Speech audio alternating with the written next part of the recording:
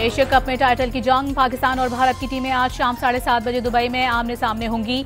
Asia cup की 41 साल तारीख में पहली बार दोनों हरीफ टीमें मद्दे मुकाबिल आएंगी।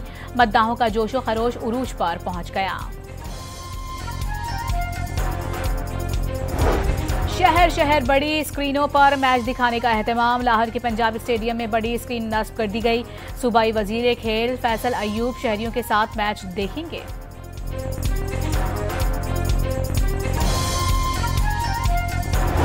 सिंध हुकूमत का सूबे के 6 बड़े शहरों में बड़ी स्क्रीन लगाने का ऐलान। वजीर खेल सिंध के मुताबिक कराची में सिंध यूथ क्लब, गुलिस्तान जौहर और हैदराबाद में सिंध स्पोर्ट्स बोर्ड हॉस्टल में पाक भारत मैच दिखाया जाएगा।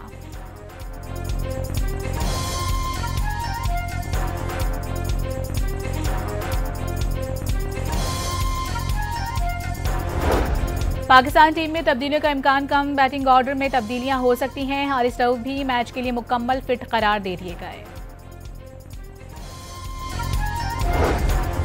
भारतीय टीम में जसप्रीत बुमराह और शिवम दुबे की वापसी होगी। अर्शदीप सिंह और हर्षित राणा बाहर होंगे। अभिषेक शर्मा और हार्दिक पांड्या भी मैच के लिए फिट हो गए।